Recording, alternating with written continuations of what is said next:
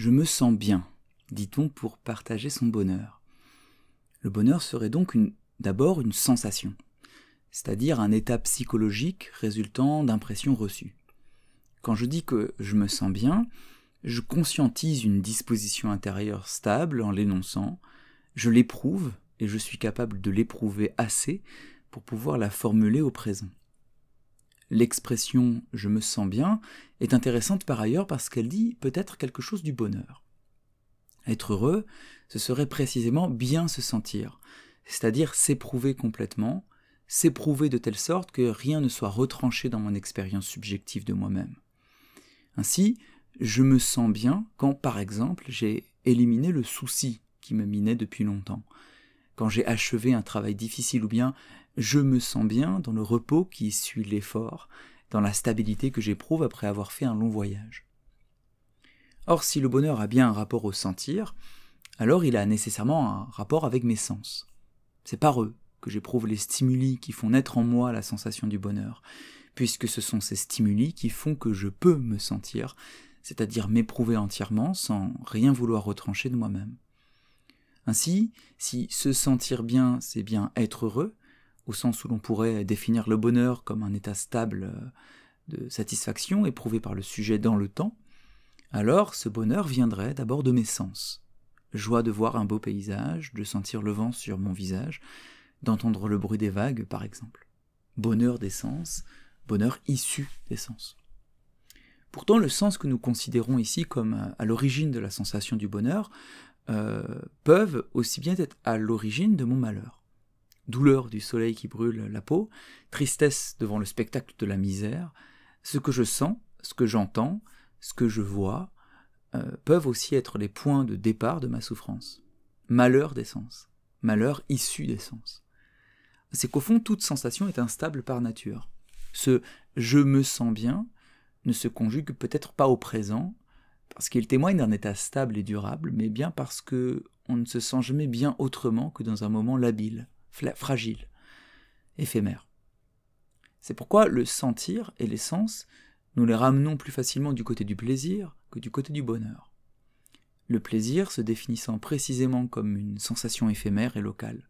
Il semble plus lié à l'expérience des sens, en ce que sentir, c'est toujours sentir quelque chose en particulier, et non jamais sentir en général. Autrement dit, jouir des sens ne voudrait rien dire sur le temps long, puisque les perceptions sont par nature particulières et passent aussi vite que le temps. La multiplicité des sens est d'ailleurs problématique quand on mène une enquête sur les conditions du bonheur. Comment des sensations pourraient mener à l'unité d'un sentiment? Si nous y pensons bien, les sens apparaissent aussi bien comme des freins à l'expérience heureuse puisqu'ils me ramènent toujours au caractère multiple de mon expérience et la fragilisent toujours. En rattachant le bonheur au sens, je prends le risque que ma sensation heureuse soit toujours détruite par une sensation concurrente. Calme d'une chambre où je me sens bien, que le bourdonnement d'un moustique vient troubler. Moment gâché, en quelque sorte. Par ailleurs, n'avons-nous pas toujours déjà fait l'expérience de la coexistence de sensations agréables et de notre malheur? Confondre le bonheur et l'agréable des sensations, n'est-ce pas oublier que le bonheur ne peut se réduire à ce qui plaît au sens dans la sensation, comme Kant définit l'agréable dans la critique de la faculté de juger, puisque le sentiment heureux est justement ce qui conditionne l'agréable et pas l'inverse.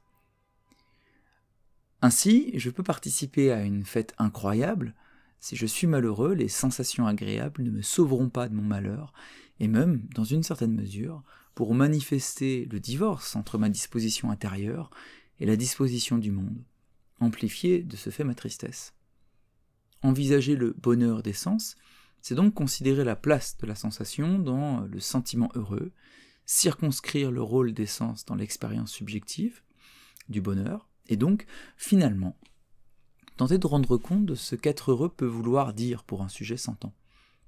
Pour ce faire, nous devons d'abord comprendre ce que cela signifie de dire que le bonheur est une sensation, pour ensuite amorcer un questionnement diététique sur le rôle des sens dans la constitution d'un bonheur subjectivement éprouvé, avant de penser les limites d'une telle diététique et l'aporie d'une conception stable du bonheur, dans l'économie d'une conscience avant tout projective.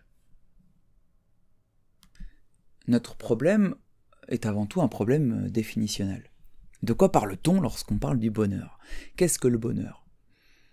Il y a de ce point de vue de multiples axes d'approche et nous pourrions par exemple reprendre la définition classique d'Aristote du bonheur comme souverain bien, c'est-à-dire considérer que le bonheur est ce en vue de quoi nous faisons tout le reste. À partir d'une telle définition, nous pourrions ensuite nous interroger, comme le fait Aristote par exemple, sur les conditions d'accès à ce bonheur, etc. Néanmoins, une telle définition du bonheur comme souverain bien, par exemple, laisse de côté ce que le bonheur comme expérience subjective signifie. Autrement dit, en définissant théoriquement le bonheur, nous faisons bizarrement l'économie d'une phénoménologie du bonheur, c'est-à-dire des phénomènes perçus que le sujet pourrait désigner comme le bonheur. Or, une telle économie est problématique, dans la mesure où on peut considérer qu'il ne peut y avoir de définition abstraite de ce qui s'éprouve avant de se penser. Quand je crois être heureux, quand je crois pouvoir le dire, n'est-ce pas parce que je fais l'expérience concrète d'un état, d'une disposition que je désigne comme heureuse. Mais alors, cela signifie que le bonheur doit d'abord être une sensation. Cela ne voudrait rien dire de se dire heureux sans se sentir heureux, et si je développe par exemple une analyse éthique sur les conditions par lesquelles je pourrais être heureux, cette analyse n'a de sens que si j'estime que mes comportements vertueux, par exemple, pourraient produire une authentique expérience du bonheur.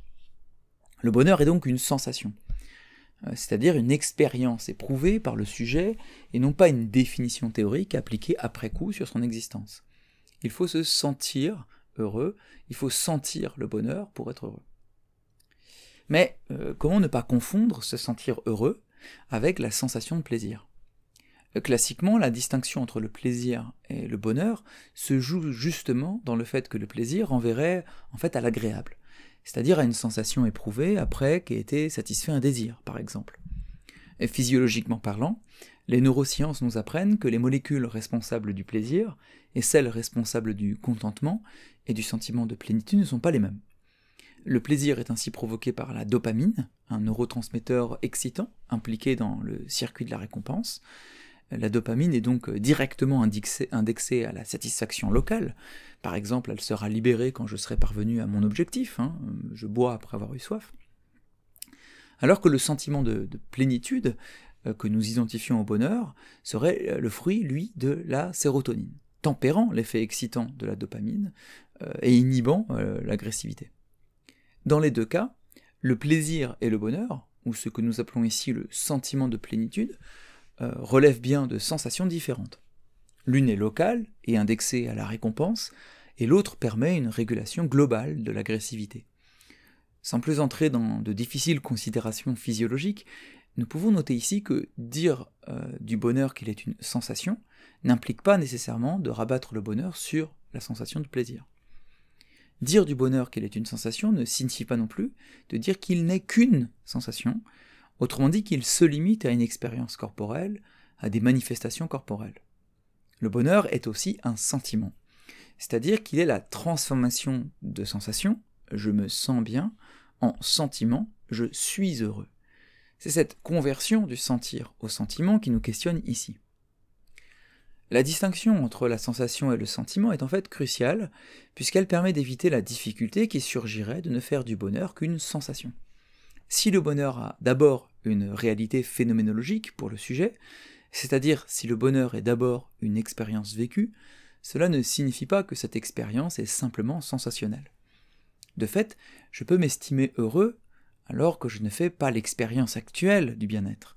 Je peux par exemple considérer que je suis épanoui dans mon existence, alors même que je suis malade.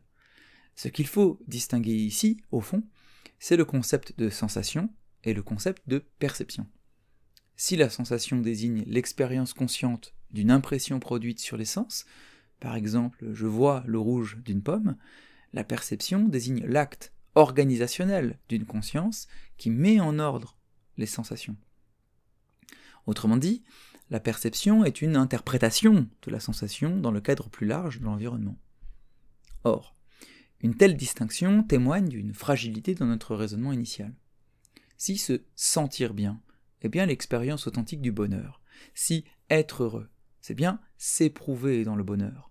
Nous ne pouvons pas dire pourtant que le bonheur est une simple sensation. Une sensation, en effet, n'est ni bonne ni mauvaise. Elle ne l'est que dans le cadre d'une interprétation perceptuelle. Ainsi, je peux sentir du froid sans y faire attention, par exemple. Est-ce à dire que se sentir bien, c'est se percevoir bien, et non pas seulement avoir une sensation de bien-être? Ce n'est visiblement pas suffisant non plus, dans la mesure où se sentir ne peut avoir une stricte signification perceptuelle, mais doit s'adjoindre à une interprétation spirituelle. Pour le dire autrement, se sentir bien ne peut avoir de sens que dans le cadre d'une émotion qui trouve aussi sa source dans des représentations intellectuelles imaginaires, bref, dans l'opération d'une conscience qui pense en même temps qu'elle se sent. Ici, nous devons peut-être admettre que notre piste initiale était biaisée au sens où elle oubliait que le bonheur de sentir ne peut avoir de sens sans interprétation de se sentir comme un sentir heureux. Ainsi, des stimuli communs peuvent avoir des interprétations radicalement différentes. Un homme peut attendre sur le quai d'un train et éprouver l'impatience dans les jambes à force d'immobilité, l'odeur des freins chauds du train, le brouhaha de la gare, bref, percevoir un ensemble d'éléments et les interpréter différemment, selon que cet homme attend d'embarquer dans un train pour partir au front, à la guerre, ou qu'il attend que la femme qu'il aime descende du train. Le premier verra dans ses perceptions la manifestation sensible d'un départ qui l'angoisse et de son malheur. Le deuxième y verra le témoignage de l'imminence de retrouvailles heureuses. L'expression bonheur des sens ne signifie donc pas qu'il existe une paternité exclusive des sens et des sensations dans la naissance du bonheur, mais invite plutôt à se demander comment l'expérience sensorielle peut s'intégrer dans un sentiment heureux. En quoi sentir rend possible, ou au contraire empêche, une conscience d'interpréter son existence comme heureuse. Il s'agirait donc d'opérer une diététique de la sensation, permettant de distinguer ce qui, dans le sentir du sujet, lui permet ou bien de tendre vers le bonheur, ou bien l'en éloigne. Ne faudrait-il pas, par exemple, exclure de l'existence la douleur en ce qu'elle provoque un trouble en moi et m'empêcherait d'accéder au sentiment du bonheur? Considération négative sur le sentir et les sens, qui supposerait que ce n'est pas sentir qui nous rendrait heureux, mais précisément ne pas sentir. Ainsi, l'approche stoïcienne récuse la possibilité d'atteindre le bonheur par le plaisir des sens, mais considère en revanche que l'ascèse permet, en évitant la douleur et la souffrance irrémédiablement associée à la sensation, de conduire le sujet à un contrôle de soi et donc à une harmonie intérieure propre à le rendre heureux. De fait, l'idéal stoïcien de l'ataraxie, c'est-à-dire l'absence de trouble de l'âme, passe par le refus du trouble causé par la sensation, et donc par un rejet des sens, en ce qu'ils invitent à de fausses représentations, et donc à une souffrance liée à la disharmonie entre ces représentations et le monde. Le problème d'une telle approche, au-delà du questionnement légitime auquel elle l'invite quant à la faisabilité même de cette approche, c'est son caractère paradoxal. L'ascèse stoïcienne n'est-elle pas en même temps, en elle-même, une souffrance, en ce qu'elle exige de la part du sujet un refus de ses représentations et donc de ses sensations?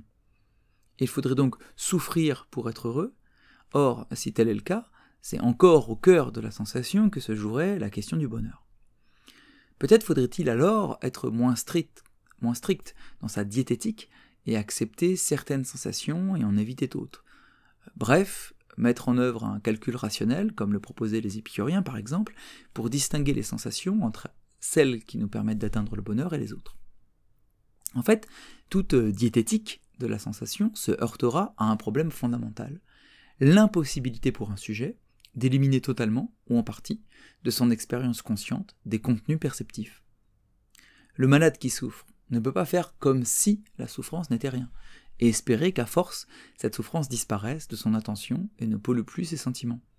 De la même manière, l'amoureux éconduit peut s'exercer à ne plus ressentir de douleur morale quand il voit l'amoureuse passer, mais un tel exercice ne manifeste-t-il pas plus fort encore la souffrance qu'il cherche à éviter? Une diététique de la sensation visant à l'harmonisation de ses représentations et du monde, et la tranquillité subséquente à cette harmonie, est profondément problématique, en ce qu'elle considère que certaines sensations ne devraient pas faire partie du monde.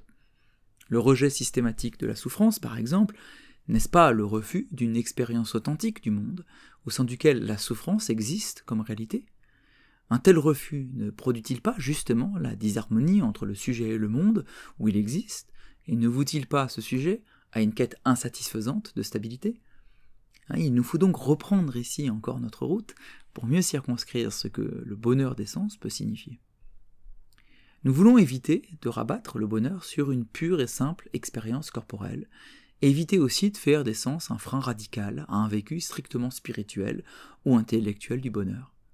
Nous voulons éviter de faire du bonheur une pure et simple sensation, en ce que le bonheur ne se limite pas, ne serait-ce que temporellement, à une sensation éprouvée par le sujet. Nous voulons éviter de faire du bonheur un sentiment nécessitant pour le sujet de se défaire de l'ensemble ou d'une partie de ses sensations, parce qu'une telle opération, impossible en pratique, produirait plus de souffrance que de bonheur. Au fond, le problème de l'expression, cette expression, le bonheur des sens, est qu'elle rapproche deux notions hétérogènes quant à leur temporalité. Le vécu heureux est au long cours. Il s'inscrit dans la durée du sentiment, c'est-à-dire dans une temporalité qui n'est pas celle de l'instant, du moment de l'émotion par exemple, mais qui est celle du récit de soi. Au contraire, les sens s'inscrivent dans le présent discontinu et l'habile de l'expérience consciente d'un sujet dans le monde. Je ne cesse de percevoir, et mes sens, toujours actifs, rendent continuellement disponibles des contenus perceptifs sous forme de sensations qui se remplacent les unes les autres. Comment pourrait-on alors espérer être heureux dans le sentir, alors même que le sentir s'oppose si frontalement à la stabilité nécessaire au sentiment heureux? Le paradoxe n'est pourtant qu'apparent entre la labilité des sensations et la stabilité idéale du bonheur. Ce n'est pas parce que mes sensations sont muables que le sentiment que j'associe à mon vécu conscient doit l'être. Si je peux être triste, quelles que soient mes sensations et mes contenus perceptifs, dans le cas d'une dépression sévère par exemple, je dois pouvoir être heureux au-delà de l'instabilité de mon expérience sensorielle et de ses conditions. La question donc n'est pas de savoir s'il est possible de mettre en cohérence l'impermanence des sensations et la stabilité du sentiment, mais de comprendre comment une telle cohérence est possible. Nous l'avons vu, le bonheur ne désigne pas tant une sensation qu'une interprétation de sensation, c'est-à-dire une signification subjectivement associée à un vécu. C'est donc d'abord et avant tout un récit. Je suis heureux dans la mesure précise où je me raconte comme tel. Ce récit de moi-même est le moment de la révélation de mon propre bonheur, puisque c'est dans l'interprétation quasi systématique de mes sensations, de mes états d'âme, de mes dispositions spirituelles pendant une certaine durée, qui me permet de placer ma conscience sous le patronage d'un sentiment dominant, le bonheur. Or, si le bonheur est d'abord le nom donné au récit que je fais de moi-même, il est aussi une disposition intérieure qui forme non seulement mes idées, mais aussi mes sensations. Nous l'avons vu, les sensations brutes ne prennent sens que dans la mesure où elles sont interprétées pour être saisies effectivement par une conscience en tant que perception. Dans ce cadre, l'un des exemples les plus probants est l'attention que je vais porter à tel ou tel élément de mon environnement selon ma disposition intérieure. Ainsi, même si je suis dans un lieu réputé exceptionnel pour sa beauté ou son calme, je n'y prêterai pas attention si je suis dans un moment de grande angoisse, par exemple. Ce que nous pouvons peut-être dire ici, c'est que ce récit que je construis sur moi-même et mon existence, à un moment donné, détermine précisément le régime de mes perceptions et me permettra peut-être ce récit, justement, de prendre garde à ce qui peut nourrir encore mon état. L'intérêt d'une telle approche est qu'elle permet de répondre à une objection possible, à une philosophie du bonheur gravitant autour de la sensation, et qui ferait remarquer cette objection que les sensations sont des organes, que les sens sont des organes passifs, puisqu'ils ne font que recevoir et transmettre des stimuli. Une telle passivité est ce qui justifiait la diététique radicale que nous avons plus tôt évoquée, en ce qu'elle soumettait le sujet sentant, au risque de sensations désagréables qui s'imposeraient à lui. Or, une telle manière de considérer la sensation est caricaturale, car elle néglige la capacité que nous avons de faire attention, c'est-à-dire de porter volontairement attention à des aspects du réel. Certes, nous ne pouvons pas décider de ce que nous sentons, et en cela nous sommes passifs, mais nous pouvons bien orienter notre perception, et plus encore l'interprétation que nous donnons de notre perception. Le bonheur des sens désignerait donc le bonheur issu non pas des sens, mais de notre interprétation de la sensation. Il faudrait d'ailleurs peut-être pas parler ici de bonheur, mais de joie, au sens où la joie est le terme intermédiaire entre l'instabilité radicale de la sensation et la stabilité impossible du bonheur. Les sens inviteraient ainsi à une expérience de la joie, au sens où ils inviteraient le sujet conscient à la découverte de sa propre puissance, par l'interprétation qu'il ferait de ses propres contenus. Ainsi s'expliquerait l'exaltation devant un tableau que nous jugeons beau, non pas seulement parce que nous sommes les victimes passives de sensations qui s'imposent à nous, mais parce que nous inscrivons ces sensations dans un régime d'interprétation propre à faire naître en nous le sentiment de la beauté. Sentir pour un sujet serait donc l'occasion d'éprouver le monde et de s'éprouver soi-même, et c'est fondamentalement par cette épreuve mutuelle de soi et du reste qu'il s'accomplirait non seulement comme conscience de soi, mais comme conscience du monde. La joie des sens, plutôt que le bonheur des sens, signifierait que les sens et la sensation sont des carrefours entre l'expérience sensationnelle du monde et l'expérience réflexive du sujet. Dans le sentir se révèle donc, si on ne se laisse pas prendre par la passivité apparente des sens, la faculté d'accomplissement d'un sujet qui se révèle et donc trouve la joie en faisant le récit de ce qu'il perçoit et du sens, des sens, qu'il donne à ses perceptions. Notre parcours réflexif autour de l'expression le bonheur des sens nous amène donc à considérer que les sens ne sont ni les instruments passifs d'un bonheur momentané, fragile et instable, ni des freins dangereux dans la quête d'un bonheur stable et durable, mais bien plutôt les outils d'une expérience sensationnelle au sein de laquelle un sujet peut construire un récit de soi et un récit du monde qui lui permettent de saisir sa propre puissance, de s'accomplir comme conscience et de toucher donc, sinon au bonheur, du moins à la joie.